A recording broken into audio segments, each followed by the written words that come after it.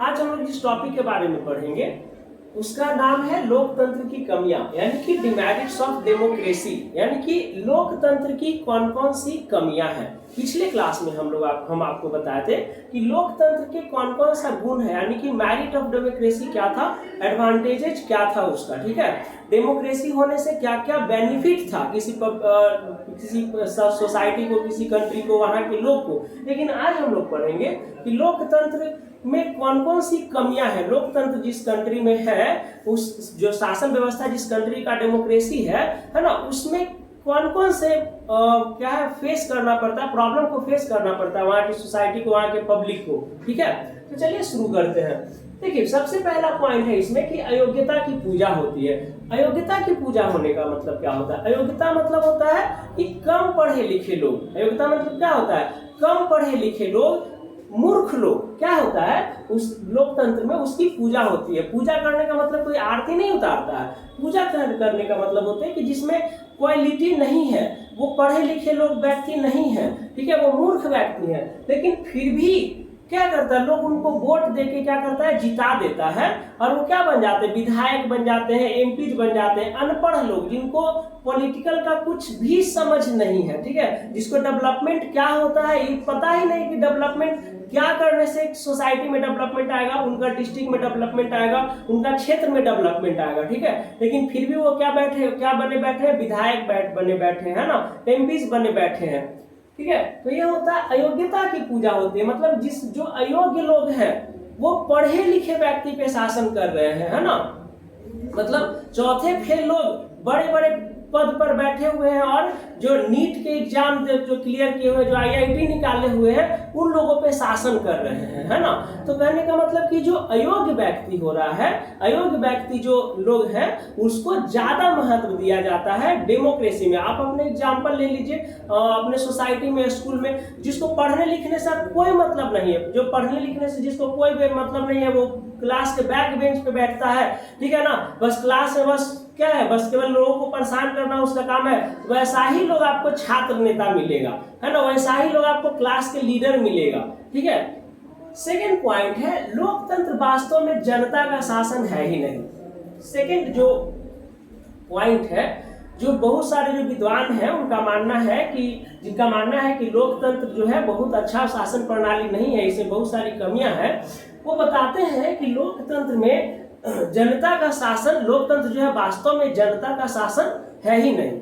जनता का शासन नहीं है, इसका मतलब, कहने का मतलब क्या होता है कि लोकतंत्र में हम लोग सोचते हैं कि शासन व्यवस्था हम लोग के अकॉर्डिंग है, ठीक है, हम लोग के अकॉर्डिंग है। 5 साल हम लोग किसी कैंडिडेट को चुनते हैं, उनको 5 साल के लिए विधायक बनाते हैं, एमपी बनाते हैं, ठीक है। लेकिन लोकतंत्र में जो सरकार चलाने वाले जो सुप्रीम लीडर होते हैं, ठीक है ना, वो उनको ज्यादा जनता का फिक्र नहीं होता है, उनको ज्यादा जनता का फिक्र नहीं होता है, इसलिए जनता का वो सरकार नहीं है। वो चलाते हैं सरकार किसका, पूंजीपतियों का सरकार चलाते हैं, ठीक है। मतलब बड़े बड़े बिजनेसमैन को फायदा पहुंचाने के लिए वो काम करते हैं। जैसे भारत में 2 नाम बहुत फेमस है, अडानी और अंबानी। राहुल गांधी ब्लेम करते हैं कि मोदी सरकार जो है अडानी अंबानी की सरकार है, जो काफी हद तक सही भी है। अडानी क्या ब्लेम करते हैं राहुल गांधी जी पे कि ये जो राहुल गांधी जी जो है, ये उनको कौन है, जो अबानी अंडानी है, टेम्पो भर भर के नोट भेजते हैं। बताइए, ऐसा अगर किसी प्राइम सुप्रीम लीडर का स्टेटमेंट रहेगा कि देश के जो बड़े बड़े उद्योगपति हैं वो अपोजिशन को टेम्पो भर भर के क्या दे रहे हैं, पैसा भेज रहे हैं, तो वो जो इंडस्ट्रियल लोग पर्सन है, जो अडानी अंबानी जैसे और बिजनेस पर्सन है, उस पर क्या इम्पैक्ट पड़ेगा। वर्ल्ड मीडिया तो आपको प्राइम मिनिस्टर का स्टेटमेंट को कवर करता है ना जी। वर्ल्ड मीडिया में तो ये ट्रेंड चलेगा कि वहाँ का जो है जो बड़े बड़े कॉर्पोरेट लोग हैं वही लोग सरकार को चला रहे हैं, वही लोग पैसा देते हैं, ठीक है। तो यही कह रहा है इसमें कि लोकतंत्र वास्तव में जनता का शासन नहीं रहता है, वो किसका शासन रहता है, कॉर्पोरेट लोगों का शासन रहता है, बड़े बड़े उद्योगपतियों का शासन रहता है ना। जैसे अभी देखिए 375 करोड़ रुपया रिलायंस जो कंपनी जो है, जियो कंपनी जो है, दिया चंदा मोदी गवर्नमेंट को, ठीक है, और बदले में अब क्या कर दिया, जियो क्या हो गया, महंगा हो गया, है ना। हर पैक पे, हर रिचार्ज पैक पे क्या कर दिया, वो 60 to 100 रुपीज पर रिचार्ज पे बढ़ा दिया। पहले जो जो रिचार्ज होता था 179, अब 233 या 235 उसको कर दिया। मतलब हर रिचार्ज पे 50 to 100 रुपीज के पैकेज पे क्या कर दिया है, बढ़ा दिया है रेट। तो यही हो गया कि शासक मतलब गवर्नमेंट का इस पे कोई कंट्रोल नहीं है, मनमानी। सरकार क्या करती है, सरकार को चुनाव के लिए पैसा चाहिए, और पैसा गवर्नमेंट को कौन देता है, बड़े बड़े बिजनेसमैन लोग देते हैं। और बड़े बड़े बिजनेसमैन लोग जब पैसा देते हैं तो उसका अनुचित लाभ लेते हैं, है ना। अडानी क्या करेगा, सब तेल रिफाइंड का दाम महंगा कर देगा। जो फॉर्चून तेल है वो किसका है, अडानी का है। जो जियो यूज कर रहे हैं किसका है, अंबानी का है। तो ये सब डाटा महंगा कर रहा है, सरकार इस पे कोई ध्यान नहीं दे रहा है, ठीक है। तो यही इसीलिए कहे हैं विद्वान लोग कि लोकतंत्र वास्तव में जनता का शासन नहीं है बल्कि कॉर्पोरेट लोगों का शासन है। थर्ड है दल बदल प्रणाली। देखिए लोकतंत्र का सबसे गंदा प्रणाली कौन है, दल बदल प्रणाली, है ना। दल बदल प्रणाली यानी कि एक दल के रहने वाले लोग अपने निजी स्वार्थ के लिए, इसके लिए निजी स्वार्थ के लिए एक पार्टी से छोड़ के दूसरे पार्टी में चले जाते हैं और दूसरे पार्टी से छोड़ के तीसरे पार्टी में चले जाते हैं, ठीक है। इसका जो लेटेस्ट इसका जो एग्जाम्पल देखिए तो ज्योतिराव सिंधिया का नाम सुने होंगे, ठीक है। कांग्रेस में बहुत साल रहे, कांग्रेस पार्टी के साथ बहुत साल जुड़े, ठीक है। और बाद में अब किसके साथ ज्वाइन हो गए हैं, अपने अवसरवादी गठबंधन के लिए, मतलब अपने निजी फायदा के लिए बीजेपी के साथ मिल गए, क्योंकि बीजेपी अभी गवर्नमेंट में है, ठीक है। अच्छा, एक असम के जो सीएम है वो 20 साल कांग्रेस का साथ दिए, लेकिन अपना निजी स्वार्थ के लिए, क्योंकि बीजेपी का गवर्नमेंट बन रहा था तो बीजेपी के गवर्नमेंट में क्या हो गया, वो शामिल हो गया। और बीजेपी पार्टी क्या है, उसको असम का क्या बना दिया, मुख्यमंत्री बना दिया। तो ये दल बदल जो प्रणाली है सबसे घटिया प्रणाली है, ठीक है ना। जब तक दल बदल भारत में सुधरेगा नहीं, दल बदल प्रणाली पे कठोर प्रबंध नहीं लगेगा, प्रबंध है, ऐसा नहीं कि दल बदल प्रणाली पे कोई नियम नहीं है, नियम बना है, लेकिन लोग अपने अवसर के लिए, अपने फायदा के लिए क्या करते हैं, एक पार्टी से छोड़ के दूसरे पार्टी में शामिल हो जाते हैं, ठीक है। तो जब तक ये दल बदल प्रणाली है भारत में डेमोक्रेसी, लोकतंत्र कभी सफल नहीं हो सकता है, ठीक है।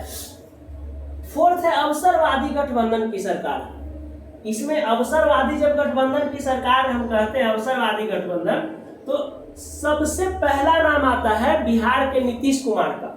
इससे घटिया नेता पूरा भारत में नहीं है। बिहार का जो हाल है अभी, बिहार का जो भी हाल है, इसमें सबसे बर्बाद करने का जो कारण है वो नीतीश कुमार है। लगभग 20 साल से यहाँ गवर्नमेंट में है, ठीक है। बीजेपी को छोड़ा तो आरजेडी में आया, आरजेडी को छोड़ा फिर बीजेपी में गया, बीजेपी को छोड़ा फिर आरजेडी में आया, फिर आरजेडी को छोड़ के बीजेपी में गया है, ठीक है। तो अवसरवादी गठबंधन का सबसे सटीक एग्जाम्पल लेना है तो लीजिए बिहार के नीतीश कुमार का। इससे घटिया नेता आपको पूरा भारत में कहीं नहीं मिलेगा, जो केवल अपना कुर्सी पाने के लिए, अपना कुर्सी के पद मतलब सीएम का पद पर बने रहने के लिए किसी के भी साथ ये आदमी गठबंधन कर सकता है। इतना नीच और घटिया नेता है बिहार का। कुछ लोगों को बुरा लग सकता है कि नहीं नीतीश कुमार ये है वो है, लेकिन इसके जितना अवसरवादी नेता पूरे भारत में आपको नहीं मिलेगा, ठीक है। झारखंड में हेमंत सोरेन भी है, ठीक है। उनको पार्टी बहुत तोड़ने का कोशिश किया, वो जेल जाना मंजूर किए, लेकिन कभी वो जो है बीजेपी में शामिल नहीं हुए। केजरीवाल को देख लीजिए, जेल से सरकार चला रहे हैं आज वो आदमी, वो सीएम जो है दिल्ली का, जेल से सरकार चला रहे हैं, लेकिन बीजेपी के आदमी आगे झुके नहीं। लेकिन ये कह रहा था आदमी नीतीश कुमार कि मैं मिट्टी में मिल जाऊंगा लेकिन भाजपा में नहीं जाऊंगा, और फिर आरजेडी से फिर उधर ही चला गया। और जब भी उधर जाता है तो क्या कहता है कि आज से 20 साल पहले, 15 साल पहले कोई शाम में 6 बजे से 6 बजे के बाद 5 बजे के बाद बाहर निकलता था। जी आप तो जानबे न करते हैं, अरे पब्लिक सब जानता है आपके बारे में कि आप कितना घटिया और गिरे हुए नेता हैं, ठीक है। बिहार को बर्बाद करने में, बिहार को बेरोजगार करने में, बिहार के जनता को, बिहार के यूथ को, बिहार के नौजवान को बेरोजगार बनाने में, मजदूर बनाने में नीतीश कुमार जी आपका सबसे बड़ा हाथ है, ठीक है। सबसे बड़ा हाथ। आज भी दिल्ली में जो लेबर काम करता है उसको लोग बिहारी बुलाते हैं। उनका कहना है कि मजदूर जो होता है बिहारी ही होता है। समझिए बिहार के नौजवान का क्या आप ये कर दिए हैं, स्टेटस कितना गिरा दिए हैं। ठीक है, ये सब कभी सोचिए, बिहार के नौजवान के लिए अगर कुछ करिए। नेक्स्ट है ये, इसको कहते हैं क्या हो गया, अवसरवादी गठबंधन। बहुत सारे लोग बोलेंगे कि ये तो किसी वाइज होके आप बोल रहे हैं ना, किसी एक पार्टी का सपोर्ट करें। सपोर्ट हम किसी को नहीं कर रहे हैं। हम पढ़ाएंगे नहीं तो हमको सैलरी ही नहीं मिलेगा, मेरा घर कैसे चलेगा। ठीक है, कोई जीते या कोई हारे उससे हमको मतलब नहीं है। मतलब होता है आदमी को कि अपना क्षेत्र का डेवलपमेंट देखिए पिछले 17 दिन में 12 पुल गिर गया बिहार में। इसका जिम्मेदारी कौन लेगा बताइए, कौन लेगा। पिछले 17 दिन में 12 गो पुल गिर गया। जैसे पुल गिरने का कंपटीशन हो रहा है कि पहले कौन गिरेगा। इस सब का जवाब कौन देगा। ठीक है, बस खाली अपना कैबिनेट मिनिस्ट्री पाने के लिए और अपना कुर्सी बचाने के लिए आप जो इधर से उधर शामिल होते रहते हैं, इससे बिहार के यूथ इससे कितना बर्बाद हो रहा है आपको पता है। नेक्स्ट पॉइंट है समय और धन की बर्बादी। समय और धन की बर्बादी कहने का मतलब होता है कि लोकतंत्र में जो है प्रचार पे काम करता है। जो भी नेता रहेंगे बड़े बड़े गाड़ियों की लाइन लगा देते हैं जब रैली जाते हैं तो, ठीक है ना। तो इस समय क्या होता है, धन की बर्बादी होता है। और ये धन किसका होता है, सार्वजनिक धन की बर्बादी होता है। सार्वजनिक धन कहने का मतलब कि सरकार के खजाना से ये खाली होता है पैसा को, और समय तो लगता ही है। जो भी नेता है अपना काम धाम छोड़ के सब क्या करते हैं, रैली में चुनाव जीतने के लिए रैली पे रैली करते हैं। Prime minister, home minister, health minister, railway minister सब अपना काम छोड़ के अपना पार्टी को जिताने के लिए रैली पे रैली करते हैं। उनको इतना शर्म नहीं है कि वो पार्टी के प्राइम मिनिस्टर नहीं है, वो पूरे देश के प्राइम मिनिस्टर है।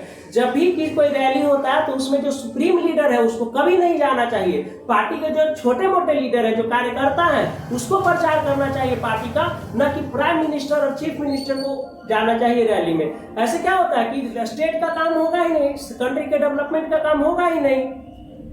नेक्स्ट है भ्रष्ट शासन व्यवस्था। भ्रष्ट शासन व्यवस्था में क्या होता है कि जब एक लोग जो है किसी एक आदमी का पार्टी है, जैसे मान लीजिए बिहार का बात कर रहे हैं, तो आरजेडी का जो पार्टी है उसके टाइम में जो जेल में गया, वो जो पार्टी जो है जिसको जेल में गया, अब जैसे ही आरजेडी के सरकार जाएगा, बीजेपी के सरकार आएगा, तो क्या करेगा बीजेपी, उस आदमी को जेल से क्या कर देगा, रिहा करवा देगा।